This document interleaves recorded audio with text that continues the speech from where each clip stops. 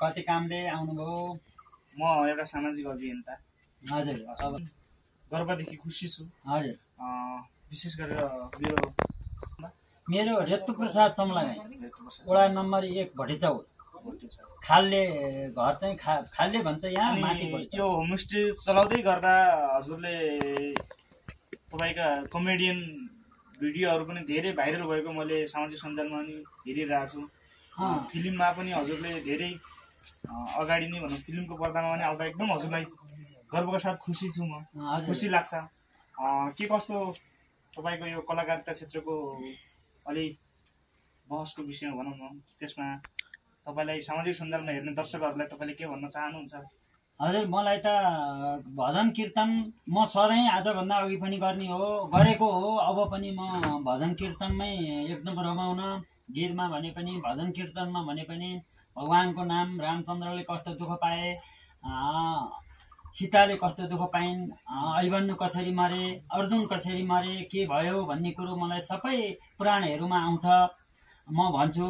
अनि अहिले सुटिङ गर्ने यो होम स्टे राखेपछि धेरै ठाउँबाट साथीहरू आउनुभयो, गीत गाउनुहुन्छ, भजन गाउनुहुन्छ, बालन गाउनुहुन्छ। म नपढे पनि 2-4 मलाई भन्नु मन लाग्छ एकदम। अनि सरसफाइ अगान आउनुहुन्छ साथीहरू। सरसफाइको चाहिँ म आफै घरमा महिलाले अरूले नभ्याउँदा पनि मलाई सरसफाइ राम्रो चाहिन्छ। सरसफाइ भयो भने रोग लाग्दैन। सरसफाइको कार्यक्रम गर्नुपर्छ भनेर मैले गाउँघर टोलमा बाटा धारा कुवा यस्तो सरसफाइ गर्नुपर्छ भनेर म आह्वान गरेर म हिँडिरहेको छु हजुरको है। मलाई त्यो अति खुसी लाग्छ। र अब हजुरहरूले चाहिँ के सोध्न आँट्नुभयो भन्नुहोस्। तपाईँको अलि हामीले कमेडियन हिसाबमा तपाईँका जो छन् नि हरेक धर्म संस्कृतिका विषयमा हरेक कुराहरू हामी के जान्न चाहन्छौँ। अलिक कमेडियनको सिरियलका विचार कुराहरू केही सामाजिक सञ्जालमा भन्न चाहनुहुन्छ?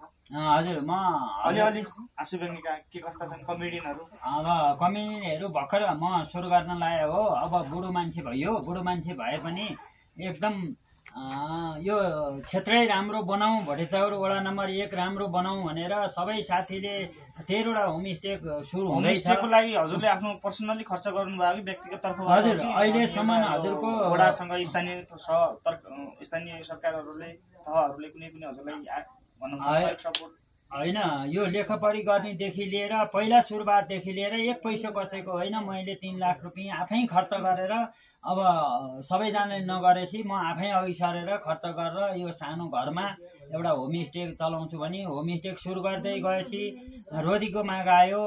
अब त्योभन्दा पछाडि अर्को सुटिङको माग आयो। त्योभन्दा पछाडि अब कणेलजीले पनि हामी आउँछौँ हजुरको घरमा भन्नुभएको छ। अब इन्द्राणीबाट पनि सहयोग आउँछ भन्ने कुरो गर्नुभएको छ। अब यहाँ सबै व्यवस्थापन नभएको हुनाले उहाँहरूलाई आउँको असोज लागेपछि अब जुकाहरू आउँछ, चिप्लेकिरा आउँछ। अस्तिलो भएर अहिले बन्द गरे, अस्तिबाट रोदी गाइयो। अब अस्ति यो पानी परेर कमेडी अब हामी धेरै गफ गर्न भन्दा नि हजुरको कमेडीतिर हरेकतिर लाग्छ अलिक कमेडी। अब भनौँ त म हजुर कमेडी भन्नुहोस्। राम राम राम राम राम राम राम राम दैव नारायण ए हरे राम दैव नारायण हरनी भरनी लीला गर्ने दैव नारायण हरनी भरनी लीला गर्ने दैव नारायण नारायण हरि हरि है। अब राजा परीक्षितलाई के लाग्छ र? तक्षकनागले ठोकेर मर्नु पर्यो, केही लाग्छ? अब हिजो श्राप कसरी पर्यो राजा परीक्षितलाई भन्नु होला भने जङ्गलमा राजा शिकार खेल्दै खेल्दै जानुभएको थियो। शिकार खेल्दै खेल्दै जाँदाखेरिमा एउटा मृगलाई देखेर ध्यानमा बसेका ऋषि मृग दबेर्दै जानुभएको शिकार गर्दै जानुभएको थियो। त्यहाँनिर पुग्दा एकजना ऋषि तपस गरेर बस्नुभएको। अब तपस गरे बेला कोही बोल्ला र? पूजाआजा गर्दा तपस गर्दा भगवानको तपस गर्दा कसैले बोल्दैन। ऋषि ध्यानमा बस्नु भएको थियो। चट्ट गएर ऋषिजी मलाई प्यास लाग्यो, तिर्खा लाग्यो, पानी दिनुहोस् भनेर ऋषिलाई भन्न जो खेरिनमा के भन्नु त? अब ध्यानमा बसेका ऋषि बोल्नु भएन भनेर एउटा मरेको धनुको चुप्पाले मरेको सर्प ऋषिको गलामा नारायण हरि ए लगाइदिनु भो, ए हेर लगाइदिनु भो। लगाइदिनु लगाइदिनु दिन दशाले गर्दाखेरि लगाइदिनु नारायण हरि हरि है नारायण शिव कतै के लाग्छ र अब त्यही दक्षिण नागले हिजो जन्मिने बेला टोकेर मर्नु भन्ने श्रापमा परेको थियो हेर्नुहोस् है त्यो टर्छ त केही गरी टर्दैन र अब के गर्ने त भनेर जब सर्प लगाइदिइसकेपछि राजाको मनमा परिषद महाराजको मनमा झसङ्ग भएर उखो अब जान्छु भनेर दौडिँदै दरबारमा गएर आफ्ना भाइ भारदारहरूलाई डाकेर के भन्न लाग्नुभयो भने ए भाइ भारदार हो मैले आज नचाहिँदो काम गरेँ जङ्गलमा ध्यानमा बसेका ऋषिलाई श्रृङ्ग ऋषिलाई मैले चाहिँ मरेको सर्प लगाइदिएँ अब यो पाप मैले कसरी गर्छ त मेरो भन्दा भाइ भारदार बसेर अब के गर्ने त मलाई त गाह्रो पो पर्यो भनेर भन्दाखेरि उतातिर के हो भने ऋषि जब राजा परिषदले त्यो सर्प लगाइदिएपछि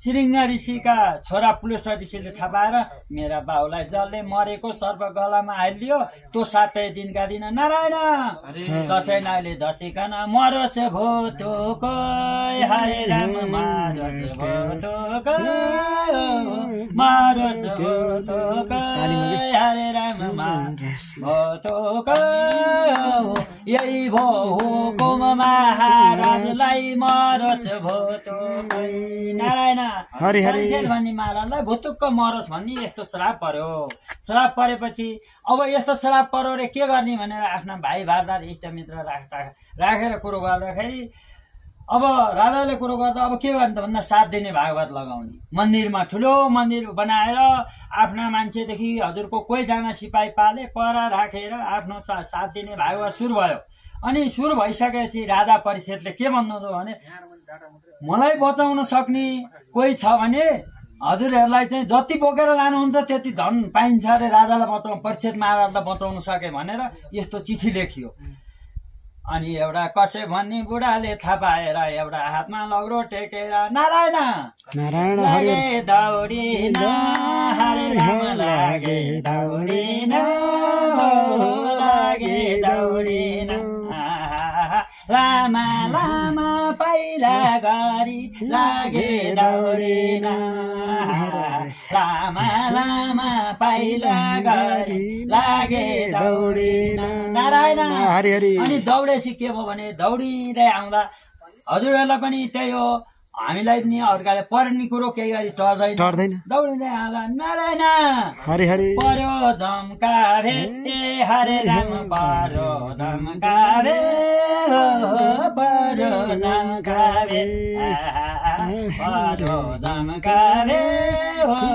मूल बाटामा आउँदाखेरि पर्यो धम्कारे नारायण हरि हरि ट्याक्क धम्काबेर परेपछि के भन्नुभयो भने ए बा हजुर कता लाग्नुभयो भनेर तक्षक नागले सोध्यो त्यो कश्य बुढालाई सोद्धाखेरि म महाराज परिषदलाई यस्तो श्राप पर्यो रे तक्षक नागले टोकेर मार्छ अरे म राजालाई बचाउन हिँडे भनेर बुढा बा लौरो टेके एउटा हातमा लौरो टेकेको एकदम 70, 80, 90 वर्ष बुढा टक्क जाँदाखेरि ए बुढा बा पक्कै हो त भन्न हो सक्छौ त भन्न सक्छु सक्दैन नारायण हरि हरि तागत पुग्दैन हरे राम तागत पुग्दैन तागत पुग्दैन हरे राम तागत पुग्दैन मेरो बिखा धार्नलाई तागत पुग्दैन मेरो